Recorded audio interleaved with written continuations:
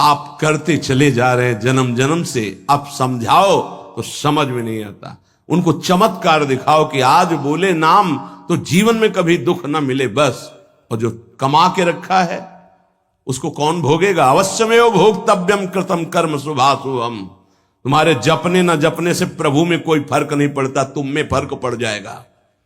अगर भगवत विमुख हुए तो यह भी जन्म नष्ट हो जाएगा, तुम्हारा अहंकार काम नहीं करेगा। अभी मानव देह मिला, कर लो थोड़े दिन अहंकार, इसके बाद पता चल जाएगा।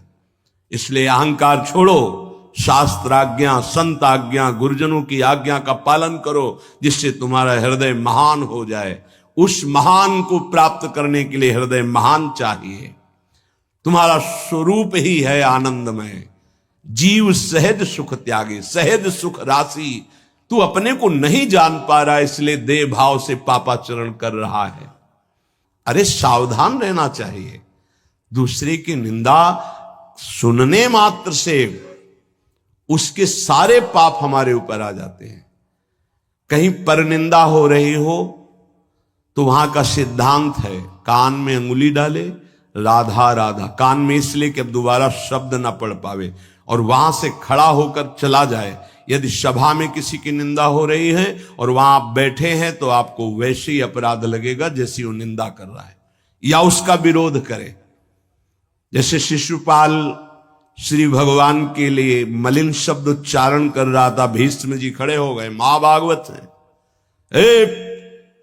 अगर प्रभु के प्रति अब एक भी शब्द बोला तो भगवान ने कहा शांत हो जाओ, तुम शांत हो जाओ, तुम मत बोलो। कुछ राजा शिशुपाल के पक्ष के थे, आवेश में भीष्म जी आ गए। अगर श्री कृष्ण को कोई एक शब्द भी बोले, मेरे आराध्य देव, पूरी सभा के ऊपर पैर रखता हूं। अर्थात हर वीर को ये मैं कह रहा हूं कि अगर श्री कृष्ण के विपक्ष में कोई बोला तो मैं रौंद दूंगा। केवल मैं भक्त ही नहीं हूं, मैं महाबली हूं। त्रिभुवन में कोई ऐसा जोड़ नहीं जो भीष्म अपने स्वरूप में आ जाए और फिर उसे। वही भीष्म जी जब अधर्म के पक्ष में खड़े हो गए, पांडवों के विपक्ष में, वही भगवान पांडवों के पक्ष में तो दंड मिला, 6 महीना बाणों की शैया पर पड़े रहे। अधर्म के कारण परास्त हुए ने। ऐसे महावीर महाभागवत को कोई परास्त कर सके असंभव। परम पावन गंगा जी के गर्भ में रहे, जिन गंगा जी का एक बूंद भी अगर शरीर छूटते समय चला जाए तो परम पद मिलता है, उनके गर्भ में रहे। अगर अधर्म का पक्ष ले लिया गया, अधर्म हो रहा है, सभा में बैठे हैं, तो उसी समय तेज नष्ट हो जाएगा, पुण्य नष्ट हो जाएगा, पाप का भागी बनेगा। जैसे भीष्म जैसे महापुरुष को भी बनना पड़ा। सभा में उधर ही बैठे और वही ही महाभागवतों की निंदा और अपमान हो रहा है, खड़े होकर चले जाना चाहिए। जैसे विदुर जी खड़े हुए और छोड़ दिया, आज के बाद तेरा अन्न नहीं पाएंगे, दुर्योधन इस सभा में नहीं आएंगे। जिस सभा में धर्मात्माओं की निंदा हो, उस सभा का त्याग कर दे। एकांत फूस की झोपड़ी बनाकर रहना पसंद, भिक्षा मांग के खाना पसंद, अधर्मियों का अन्न नहीं, अधर्म सभा का सेवन नहीं। तो भगवान विदुरानी जी के घर गए थे। पर निंदा सुन श्रवण मलिन, बचाना चाहिए श्रवणेंद्रिय को। जहां किसी की निंदा हो, अब तो शौक है इस बात का, निंदा करने का और सुनने का एक व्यसन है। अपने को बड़ा अच्छा साधक मान लेना, दूसरे को हे मानकर उनकी निंदा करना, ये क्या कर रहे हो?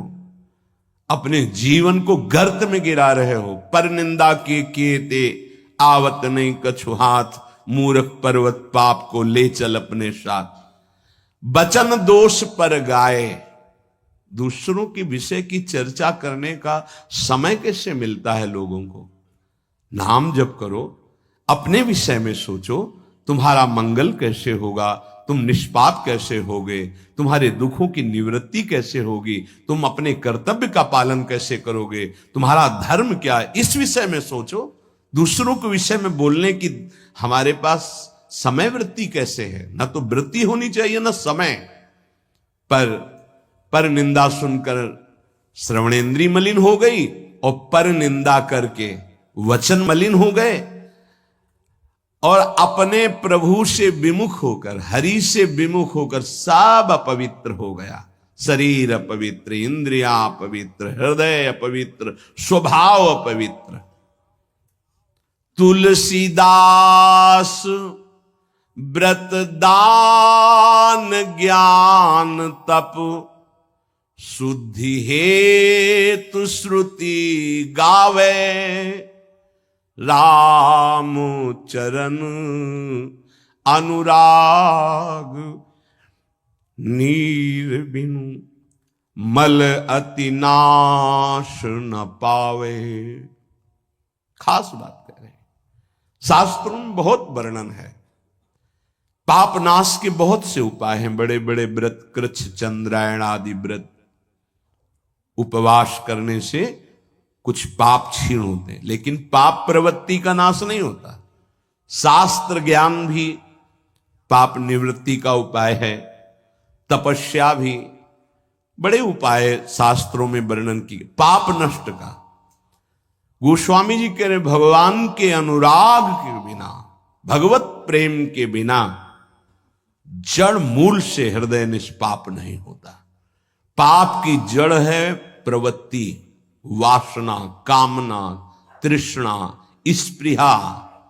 इनका जड़ से नाश हो जाता है जब हृदय प्रेम से द्रवित हो। अपनापन जब प्रभु से होता है, मेरे प्रभु, जहां हृदय में द्रवण क्रिया हुई, आंखों में अश्रु बहे, वो जो पवित्रता होती है, मम भक्ति युक्तो भुवनम पुनात, लोगों को पावन करने की सामर्थ्य उसमें आ जाती है।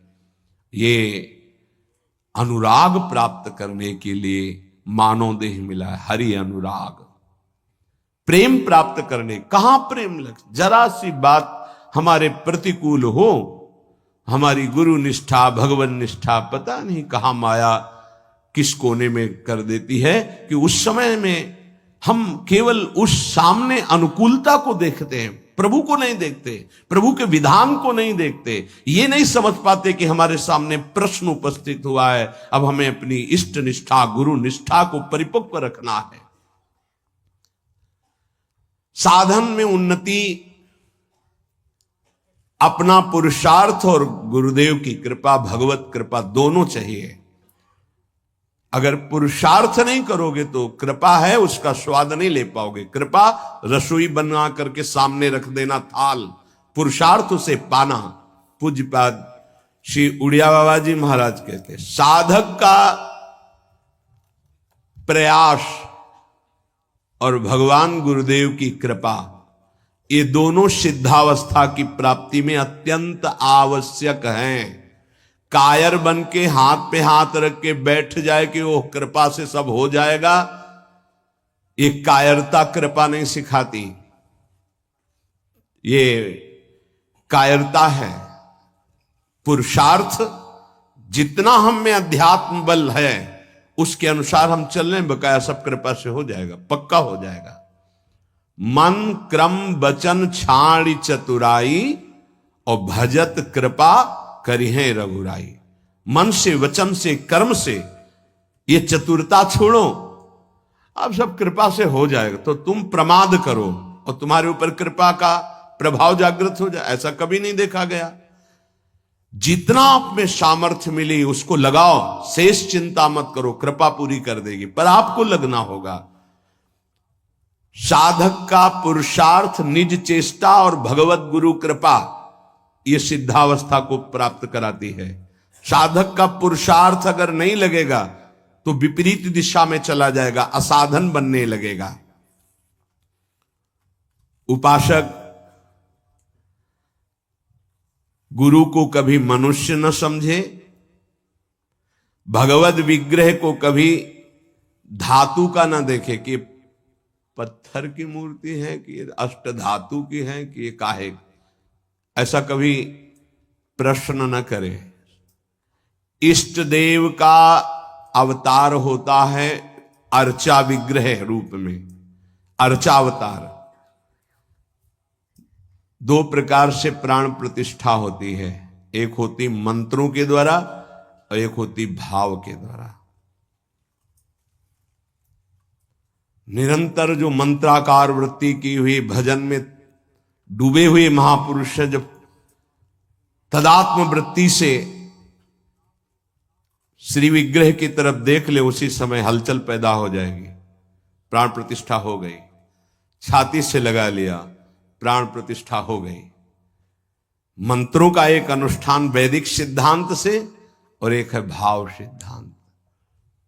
धन्ना जाट के भांग के बट्टा में कोई प्राण प्रतिष्ठा मंत्र से नहीं हुई, भाव से भगवान प्रकट हो गए थे। सिलपिल्ले बाई के भाव से भगवान प्रकट। जब हम अपने प्रभु को अपने प्रभु की भावना से प्यार से देखते हैं तो वहीं प्रकट हो जाते हैं।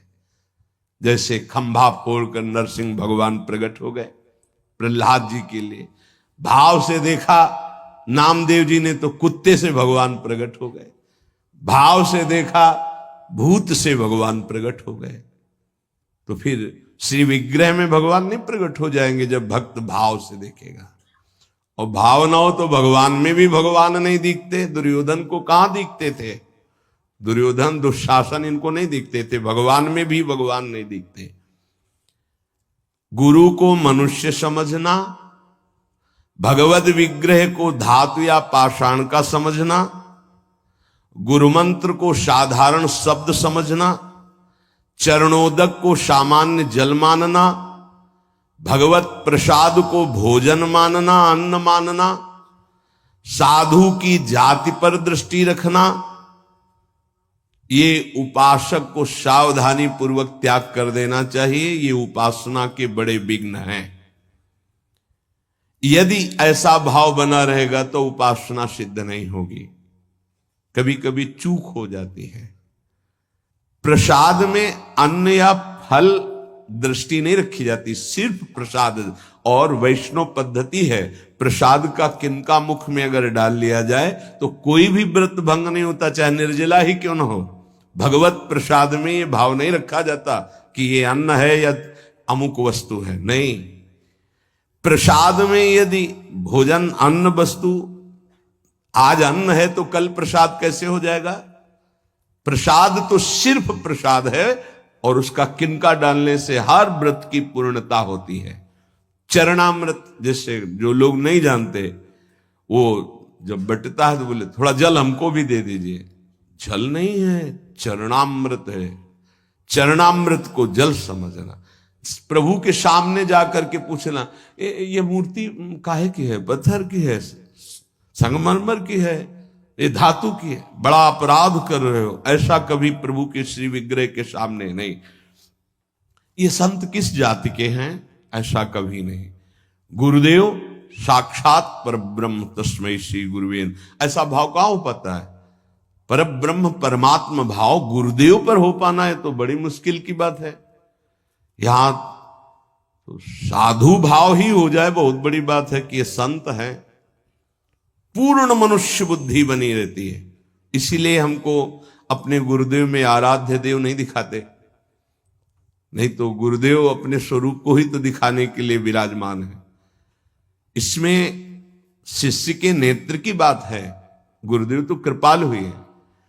जब हरिव्यास देवाचार्य जी अपने गुरुदेव के पास आए तो जब शिष्यत्व की बात की तो उन्होंने कहा, तुम्हें कुछ दिखाई दे रहा है? बोले नहीं, जाओ 12 वर्ष गिरिराज जी की परिक्रमा।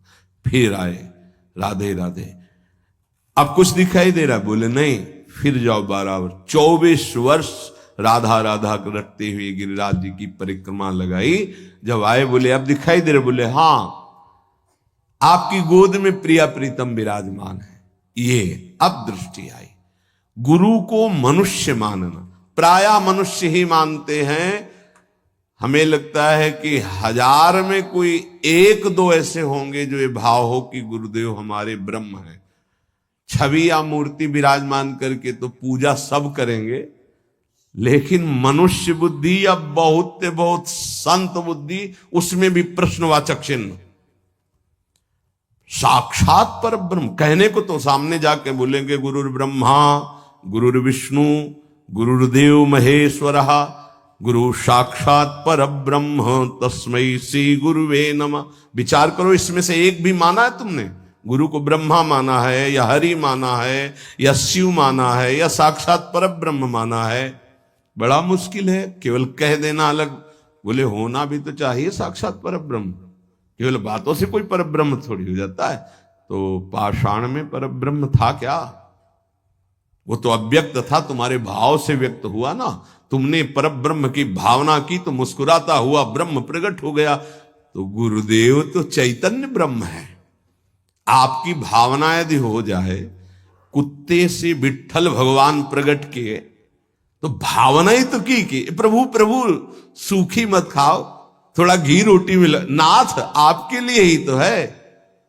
तो ऐसे देखो साक्षात विट्ठल भगवान गुरुदेव में, प्रभु आपका सर्वस्व, आपका प्राण मन तन सब, मैं आपकी ही तो उपासना कर रहा हूं, मुझे और कोई भगवान नहीं चाहिए।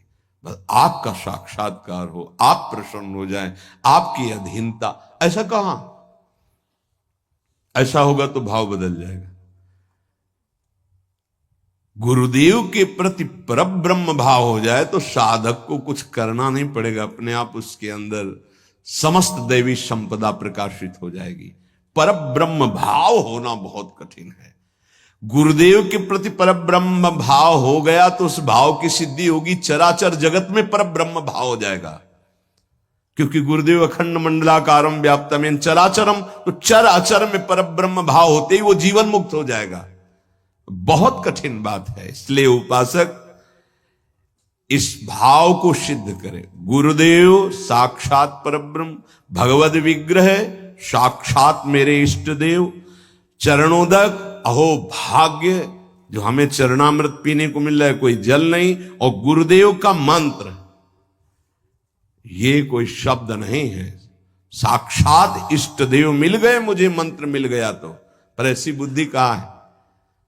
पड़ा है एक कोने में हृदय में मंत्र, उसका बार बार स्मरण नहीं, बार बार दुलार प्यार नहीं मंत्र का। आप देखो मंत्र को कितना प्यार करते हैं आप। मंत्र का प्यार है बार बार स्मरण करना, दुलार करना, तो उसी का जागरण होगा। तो वही प्रिया प्रीतम निकुंज सब उसी में छुपा है। ये जो मंत्र है ना, इसमें सब कुछ छुपा है।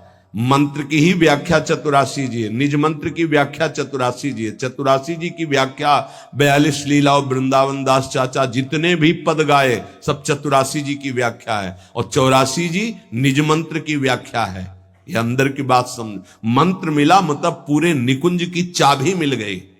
बीज मंत्र इसी को कहे, इसी से पूरा निकुंज रूपी वृक्ष प्रकाशित हो जाएगा। इष्ट देव में, गुरुदेव में जितना तुम्हारे भाव की कमी रहेगी उतना ही उपासना असफल रहेगी। जब अपने इष्ट देव के पास कोई जाता है, जैसे यहां से कोई बोले कि बरसाने जाए, हे सुनो श्री जी को हमारी भी दंडवत कर, अहो भाग्य आपके कि आप श्री जी के दर्शन करने जा रहे, हमारी दंडवत कह देना, हमारी स्मृति, हमारी भी अर्जी लगा देना।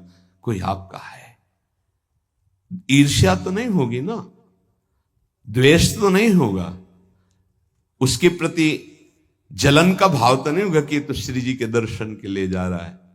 ऐसे यदि हमें गुरुदेव से प्रेम है और हमें दिखाई दे रहा कि गुरुदेव इनको ज्यादा प्यार कर रहे हैं, तो हमारा उससे ज्यादा प्यार हो जाएगा। आपके हो भाग्य, कभी हमारी भी स्मृति दिला देना, गुरुदेव को ये प्रदान कर देना।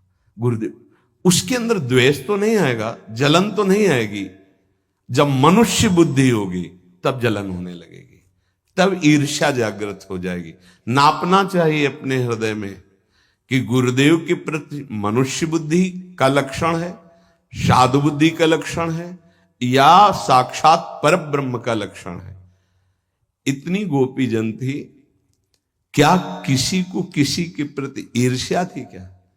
एक साथ बैठकर सब कात्यायनी की उपासना, एक साथ यमुना स्नान, एक साथ अनुष्ठान श्री कृष्ण को प्रीतम रूप में प्राप्त करने का। ऐसे सहस्त्रों उपासक, सही पूछो तो इतना भी अंतर नहीं, सबके प्रति प्रभु का समान प्यार है। गुरुदेव का, प्रभु का। पर जो जितना प्रभु मानेगा, जितना अपनापन करेगा, वो दूर रहकर भी अनुभव करेगा कि गुरुदेव का, इष्ट देव का हमारे प्रति सबसे अधिक प्यार है। यह सबको अनुभव होगा यदि आप पवित्र हृदय से, भगवत भाव से, तो आपको यह अनुभव होगा कि देखो, देखें या ना देखें, बोले या ना बोले, मिले या ना मिले, मेरा हृदय कहता है कि गुरुदेव, इष्ट देव सबसे ज्यादा मुझे प्यार करते हैं। ये भगवत भाव में रहता है। इष्ट देव और गुरुदेव की परिपूर्णता के भाव में जितनी कमी रहेगी, उपासना उतनी कच्ची रहेगी। इष्ट देव गुरुदेव की परिपूर्णता में भाव, इष्ट देव में कभी एक देशीयता का भाव नहीं रहना चाहिए। मेरे इष्ट देव सर्वत्र विराजमान है, तभी सच्चिदानंद भाव पूर्ण होगा। मन उपासना किए बिना नहीं रह सकता, इसका स्वभाव है उपासना करना। यदि प्रभु की उपासना नहीं की तो भोगों की उपासना ये करेगा ही करेगा, तुम इसे रोक नहीं सकते हो। अगर ये भोगों की उपासना करेगा तो दुख, चिंता, भय, शोक, मृत्यु, इससे तुम बच नहीं सकते हो। और मन का स्वभाव उपासना करना, ये बिना उपासना किए नहीं रह सकता। यदि प्रभु की उपासना नहीं की तो विषय की उपासना करेगा, इसलिए बचाओ इसको विषय उपासना से और प्रभु की तरफ लगा दो। तो बोले, ये जानते हुए कि ये विषय उपासना पाप कराएगी, फिर भी हम इसे क्यों नहीं रोक पाते? तो श्री भगवान कह रहे हैं कि तुम्हारा ज्ञान 3 तरह से ढक गया। पहला, अग्नि में जैसे धुआं पर अग्नि है, अर्थात ज्ञान है, पर धुआं हट जाए तो सही ज्ञान दिखाई दे, ऐसे पहली स्थिति उपासक की विषय उपासना की तरफ, काम वासना की तरफ जब होती है, उस समय एकदम वो ज्ञान जागृत करने के लिए सत्संग आदि का सहयोग तो बच जाएगा। नहीं, दूसरी आती दर्पण में मल की तरह, अब उसमें बड़ा प्रयास करने पर। तीसरी आती है जेर में ढका हुआ गर्भ, अब उसमें समझ में ही नहीं आता कि क्या ठीक है क्या नहीं ठीक है, जो वासना आई वैसी क्रिया हो गई। आवृतम ज्ञान में तेनो ज्ञानिनो नित्य वैरिणा काम रूपेण कौन्तेय दुष्पूरेणानलेन च। हे कुंती नंदन, ये काम अग्नि है, ये कभी तृप्त होने वाला नहीं है। जैसे अग्नि में धीरे धीरे घी डालो तो भड़केगी, वो शांत नहीं होगी। ये ज्ञानियों का बहुत बड़ा दुश्मन है, तो अज्ञानियों का मित्र है। काम से ही तो सुख का अनुभव करते हैं। संसार में शास्त्रों की संख्या में केवल काम सुख के लिए ही सारा चिंतन है। देख लो, हमें पढ़ना लिखना है, खूब रुपया कमाना है, अपनी कामनाओं की पूर्ति करनी। काम का सीधा तात्पर्य केवल एक ही इंद्रिय से नहीं, सर्वेंद्रियों के भोग से है। अगर ये दुश्मन है तो किनका है? जो इस संसार रूपी महान दुखालय से मुक्त होना चाहते हैं। वैसे है तो दुश्मन उनका भी, क्योंकि दुख, शोक, चिंता, भय, पाप आचरण कराता है, पर वो मित्र मानते हैं, इसी से वो सुखी होना चाहते हैं। ज्ञानिनो नित्य बैरिणा, ज्ञानियों का ये दुश्मन है। तो कोई ऐसा न समझ ले कि ज्ञानियों को भी काम परास्त करता है क्या? तो यहां ज्ञानी शब्द शास्त्र ज्ञानी से, ब्रह्मबोध से नहीं है। ब्रह्मबोध संपन्न महापुरुष के हृदय में नहीं स्वात्मा रामम विषय मृग तृष्णाम भ्रमयति, भ्रम पैदा ही नहीं कर सकती माया। जहां आता है जो ज्ञानिन कर चिता परई बरियाई विमोह बस करई, वो शास्त्र ज्ञानी, ब्रह्मबोध संपन्न महापुरुष नहीं, वहां गुंजाइश ही नहीं है। जैसे भगवत प्रेमी महात्मा नहीं, अभी वैदिक भक्ति, गौड़ी भक्ति तक हो सकता है, लेकिन अनुराग, जहां अनुरागात्मिका भक्ति जागृत हुई, प्रेम लक्षणा भक्ति, वहां प्रवेश नहीं किसी विकार का। ऐसे ही शास्त्र ज्ञान साधना तक हो सकता है काम का प्रभाव, लेकिन ब्रह्मबोध संपन्न महापुरुष के हृदय में नहीं। ऊसर बरसई तृण नहीं जामा, संत हृदय जिम उपज न कामा। भगवान कह रहे हैं दुष्पूरेणा नलेन च, ये कभी पूर्णता नहीं होती काम में। अग्नि में घी की आहुति सुहाती सुहाती डाली जाए तो कभी वो बुझेगी नहीं, बढ़ती चली जाएगी। ऐसे ही कुछ लोग सिद्धांत कहते हैं भोग से योग। भाई शास्त्र तो आज्ञा नहीं करता ऐसा। न जातु कामः कामानाम उपभोगेन साम्यति हविषा कृष्ण वर्तमेव भूय एवाभिवर्धते। कभी काम भोग से कामनाओं की शांति नहीं होती और बढ़ती है जैसे आग में घी डालने से। कलयुग है, बड़े सिद्धांत चलेंगे। कलयुग में शास्त्र विरुद्ध आचरणों की बाढ़ आ जाएगी। शास्त्र सम्मत चलो, परिपक्व अवस्था आएगी तो सिद्ध हो जाओगे। सिद्धों का नाटक न करे, नहीं तो माया जब अपना नाटक खड़े करेगी तो आप टिक नहीं पाओगे। और जो सिद्ध हैं उनके आगे से लजाकर भाग जाती माया, अपना कोई प्रभाव नहीं दिखा पाती। नाटक मत करो, ईश्वर की माया बड़ी प्रबल है, डरते रहो। जब परिपक्व अवस्था आ जाएगी तो भ्रम ही खत्म हो जाएगा।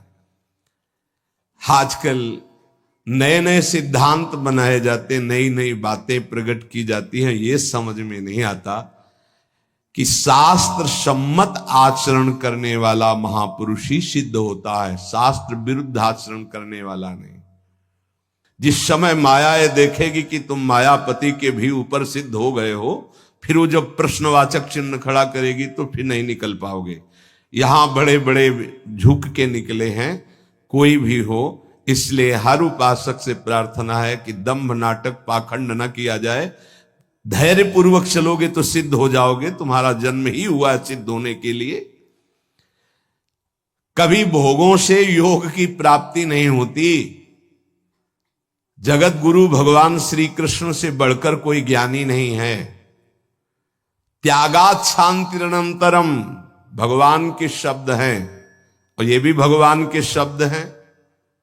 और लोगों का मन यही चाहता है कि कोई ऐसा मार्ग मिले जिससे मनमानी भोग भोगने को मिले और योग भी हो जाए। फिर क्या है, फिर तो भीड़ वही लगेगी जहां भोग से योग है। भोग त्याग से योग, उसमें तो कोई बिरला। कोई एक पाव भगत जी में मोरी। आज शास्त्र की मर्यादा को ही नहीं समझा जाता है। जो जितना मन, फिर अंत में बड़ी दुर्गति होती है। मनमानी आचरण करने वाले की अंत में बड़ी दुर्गति होती है। इसलिए सावधान, तस्मात् शास्त्रम प्रमाण। आज तक ऐसा कोई सिद्ध महापुरुष नहीं हुआ जो शास्त्र मर्यादा के विपरीत आचरण सिद्ध होके कर